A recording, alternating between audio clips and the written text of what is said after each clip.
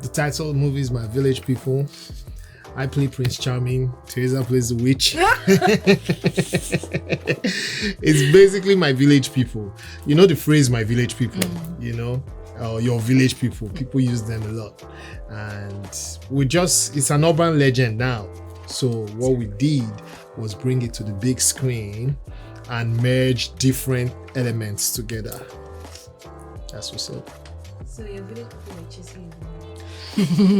You have to watch. You have to watch, yes. But she was a witch. No.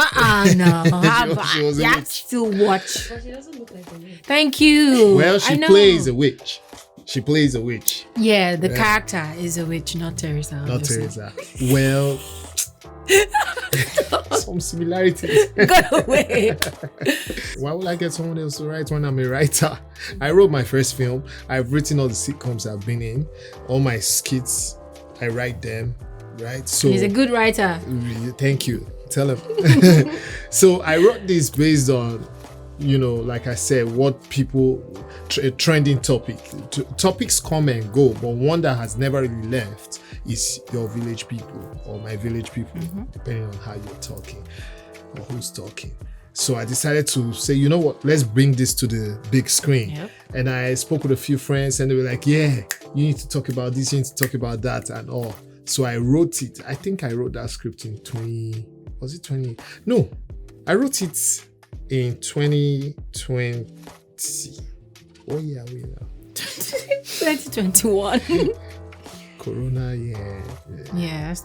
I wrote it in 2019. I think I wrote it in 2019. But I also remember telling Teresa the story.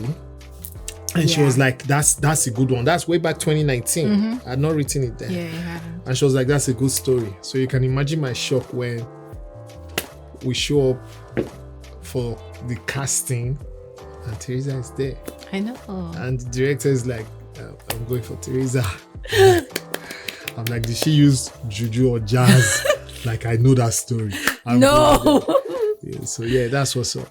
Oh my God. I feel so privileged to be working on this film, to have played Haggai on this film. It's a never been done kind of film. It's dark humor. We do not have anything like that in Nollywood. It's a new genre we're exploring, and we did great. So yeah, it was exciting. It was challenging, and I mean, I live for challenges, but this one was heavy. There was a lot of night shoots which messed with our sleep pattern. It was crazy, but it was beautiful. It was amazing, and I'm thankful to God, to Bovi, to the director, to everyone for having me on this film. So yeah, exciting. Actually, you should be thankful to your talent that put you out there. I know, thank God. It's one film where pretty much everybody had a screen test. Yeah, and actually. Everybody killed it, but the people who came with that extra oomph, like Teresa, landed the parts. My character, I played the character of Prince, who's like an atheist. Right, is that the pronunciation of that word? Atheist. He's an atheist, right? So he doesn't believe in God, he doesn't believe in juju, doesn't believe in anything. He's just basically floating aimlessly in the world. And he goes to the village for an event. And in the village, he's warned to be careful, but he doesn't heed the warnings, because the warnings are basic things like, oh, don't shake hands, oh, don't hug this, oh, don't touch that. So what we do is merge that urban type of thinking with the village type of thinking, right? And everything morphs into, it snowballs into something else. Exactly. And besides, there's a third force, because there's him who doesn't believe in anything, there's the witches, and there's the marine spirit part. And really both the marine spirit and the witches have something. He has something they want. Let me just you can't really, because I feel like you're telling them too much. Right. You have to watch it. It's coming. I'm a seasonal human being when it comes to acting. I actually started off acting. Those who know my history know that I started acting before I started stand-up comedy. So I'm not coming into acting. I have always been, and I will always be. And if it will be more frequent, it depends on how the game plays out, because I don't like, when I work with a team, I want to make sure everybody's happy.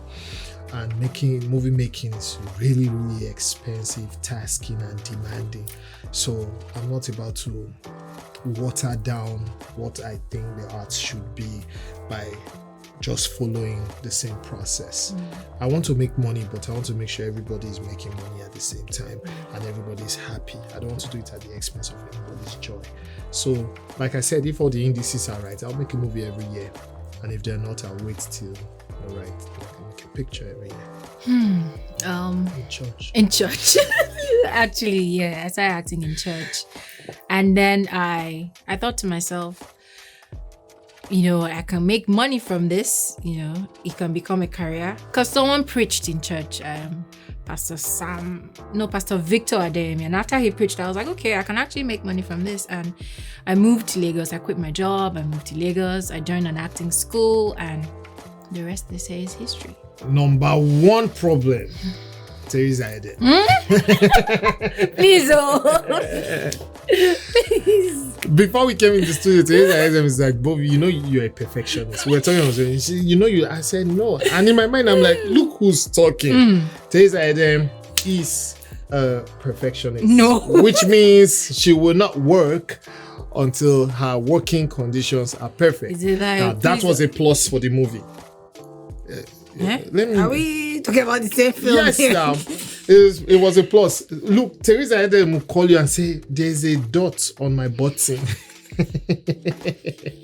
I'm like, "Oh, okay, take it off and all." But I'm just joking. Thank you. On a serious note, I think the stumbling blocks have to do with things that are beyond our control.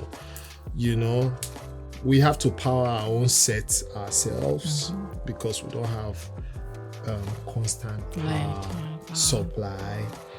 Traveling from one location to the other, traffic hindered us. Where traffic was not hindering us, bad roads, So those were things that were beyond our control. Other than that, we had a wonderful cast and crew. And especially a cast that went beyond the likes of Nkemo, Rachel Onigada, Mebinta Yomogaji, Charles Inoje.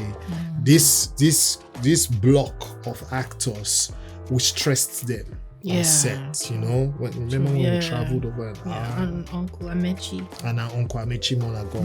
Remember when we traveled over an hour? That was a scary trip. Very scary. She was texting her husband, I think we're going to die. So basically that's just it. It was smooth sailing. I'll let you do this. There are many. That's the thing, it's a lot. There are many. Finance, working environment. I think Nollywood needs more investors. Thank you. Because movie making, entertainment is a lavish business.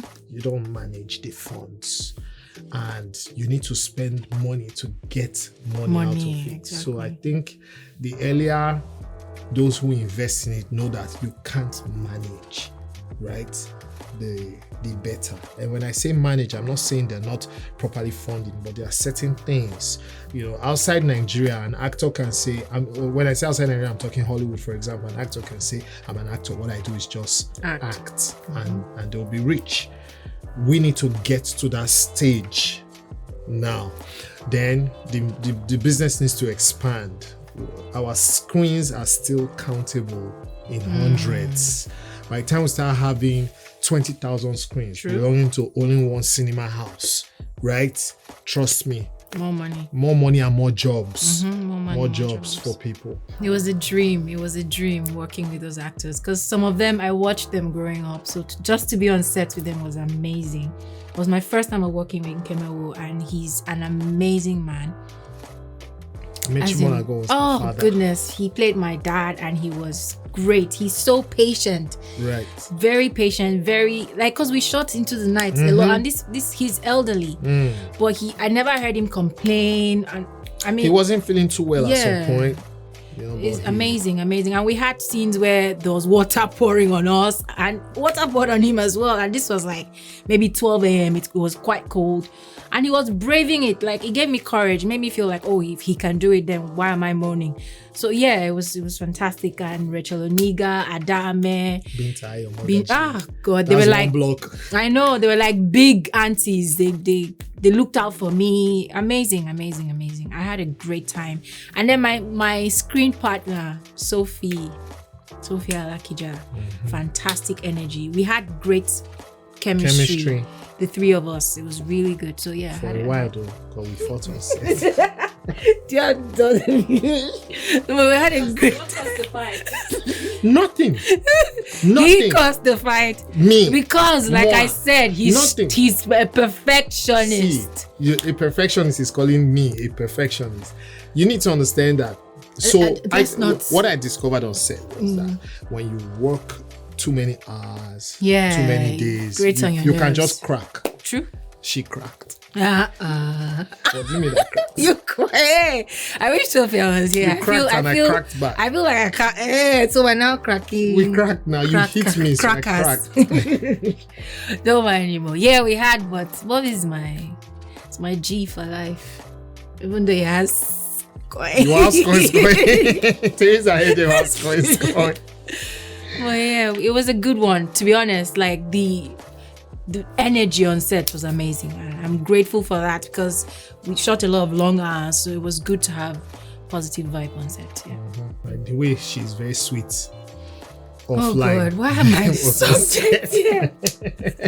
Why? And Kemo, let me let you go first.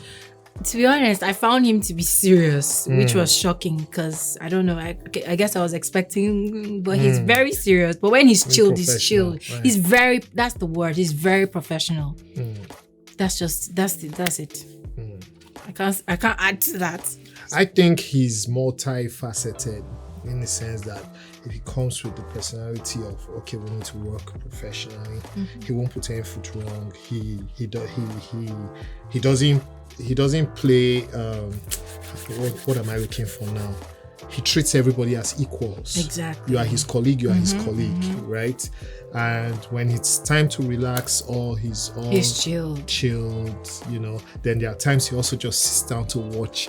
And I could tell he's trying to learn. He's enjoying it. He wants to learn what's new and everything. He's just watching and asking questions as well. So, he's an all-rounder. Yeah, patient. Some of them are quite impatient. Be patient with yourself. Like, it's a process, it's a journey. Give yourself time and put yourself out there. Years ago when I was upcoming too, we're still upcoming, we're still coming now, do you get? But like back in the days, I used to go for auditions a lot. Open auditions, and the hours used to be very odd. Like, to make it there on time, you have to leave your house 5 a.m., 4 a.m., Yeah, it was hectic, but trust the process, grow your talent. Stay positive. Yeah, grow, work on yourself. Besides the acting school I did, which was for 3 months, I'm self-taught. Basically, I learned everything online, watching films, YouTube, doing master classes online. Meanwhile, I have colleagues that have they studied theater art and all of that. So she's shading me. But yeah, I'm self-taught. So yeah, so those are the things you can do, improve on yourself. And back then, they didn't even have TikTok and stuff. Now there's all those platforms to express themselves, to express your talent. So yeah, put yourself out there.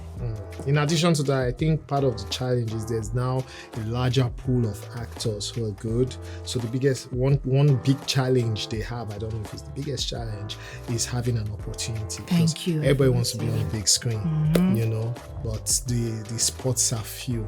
So like Tessie said, you keep pushing, and with time, if you stay positive, you will land.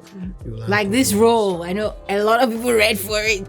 Yes, a whole lot. So yeah, so that was hectic. But yeah, we thank the Lord. Why acting?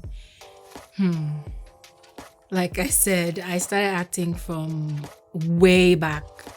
When I was young, I always had imaginary friends. I always used to play those funny games.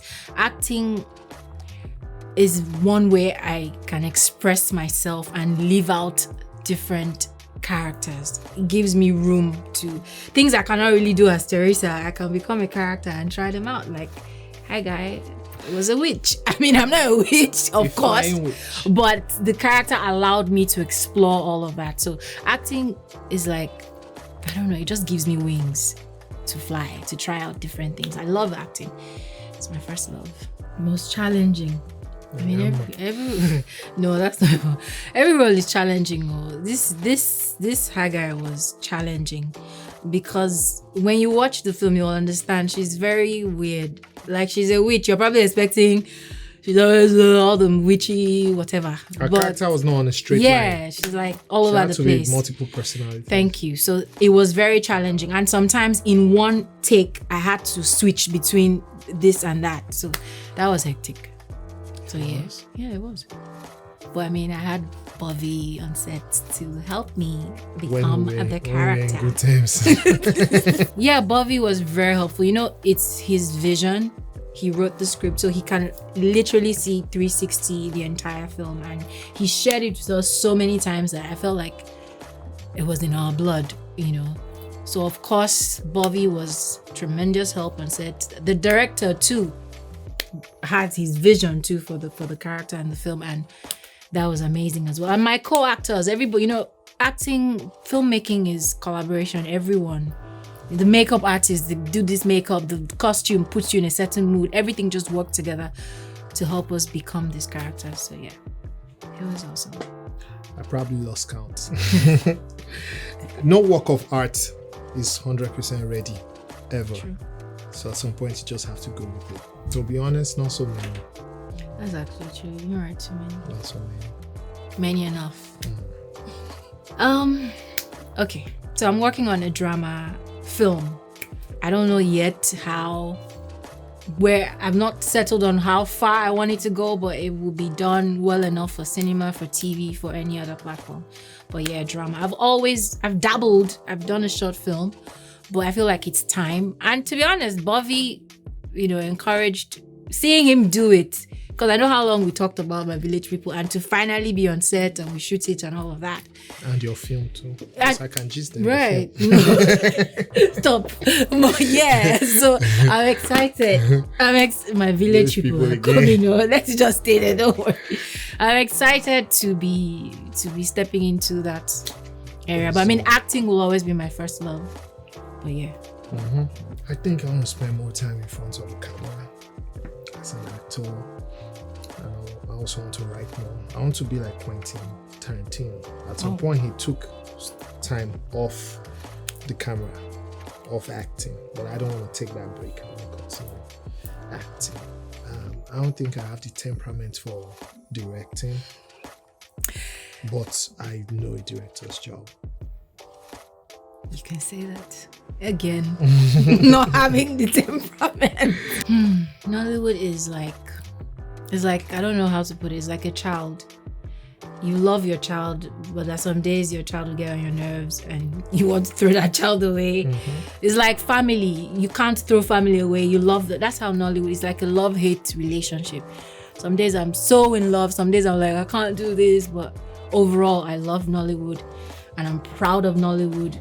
Hollywood and the rest are about 100 years old, and people keep comparing Nollywood with all those places. We're getting better and we'll always get better, and we'll get there and surpass as well. So I have high hopes for Nollywood. With films like MVP coming out, I mean, the sky is the beginning. So yeah. I would describe Nollywood as a custodian of our culture, our traditions, our folklore. So Nollywood should be taken really seriously, because we're not teaching history in schools again, and the reading culture is really not growing as it should be. So with time, it's only Nollywood that we may have to rely on to preserve not just our history, but certain things that define us as a people. I don't think that's true, because if a script says somebody is in his 60s in a character, who would you cast? A young person to make a person 60? Absolutely not. I don't even use the term old Nollywood. I would rather say vintage Nollywood, right? It's vintage. They're not. Nkemo is not even 70. Really? No, it's not even 70 yet. So you see, these guys have become legends because they have stayed true to their craft. And as at when we were enjoying their works, they were actually very young. Oke Bakassi just turned 50. I was watching Oke Bakassi when I was very young. Who would have known that as at the time when Oke Bakassi burst in the scene, he was in his 20s. So you see, there's room for everybody. Taiwo Ajayi Lycett is still acting. Yeah, I love her. Joke Silva. Olu Jacobs. It's not really that old. Yeah. Okay. I mean, he's advanced, but it's not. Yeah. Well, I mean, I appreciate the fact that we had a lot of them on My Village People. And they were really happy. They were really happy to be on My Village People. They said the script was special. Yeah. But coming from people like that, that means we had something good. Go watch My Village People. Walk into any cinema hall. Tell them, give me a ticket for My Village People. Tell them we sent you. My Village People out in all cinemas. Nationwide. Yep. From June 11. June 11, by the way. It's dark humor. You'll enjoy it. You'll enjoy it. Talk about it, tweet about it, comment, like, share. Tell us how you feel. Okay? To be honest, I've never been sexually harassed. So I can't speak on that. But I know that people have been sexually harassed. And it's actually one of the reasons I want to I want to produce. Because there are things I'm always talking about. I want to fix this, I want to fix that. I'm like, you know what? Be about it. Do it, Teresa. So yeah, I haven't experienced it, but I know people have. And we need to create environments that everyone is comfortable. So that lies on the production team, which I really appreciate My Village People because there was never anything like that. We had female producers. And it's not just the fact that we had female producers, because a guy can be harassed too. We had 3 female producers and it was like a great environment. There was no such thing but it happens and it needs to stop. That I've not experienced it doesn't mean it's not happening. Let's do better. Okay? I think anybody who is sexually harassed should report, and in today's world where deniability is very easy, I think such incidences must be documented one way or the other, either through a witness or tape, because you can warn somebody. Sexual harassment is broad in the sense that if a man says hi to a lady and puts his hand on her waist, thank you, and she says, I don't like that, I don't appreciate that, and he apologizes and he stops, it's different than when he does it again. Then it's harassment. So that's why I say for victims, they should look for ways to document this stuff so that once it's dealt with properly. From what he said, I think the one I've experienced is all those sexual jokes on set. I think it's kind of harassment in a way. Like when people, especially when you're doing intimate scenes, like all those jokes, like, hey, is he back? Is he? But I mean, I never experienced that on My Village People, but I know sometimes it happens. And to a lot of people, it's like, it's jokes, it's banter. But it can actually make someone feel uncomfortable. Yeah. So harassment is broad, like you said. I don't know. To be honest, recently we've been more vocal in Nollywood. I know, was it last year or thereabout? If some people were called out on Instagram, yeah. So there's room and there's all these groups that are now taking up stuff like that. So yeah, I think Nollywood is beginning to do something these days. Before they were quiet, but nowadays there are people you can talk to. There's all the guilds and all of that. They have people that you can report to and they'll take it up. So yeah, I feel like this process, they can help you if you speak up. It will get better with time. Yeah.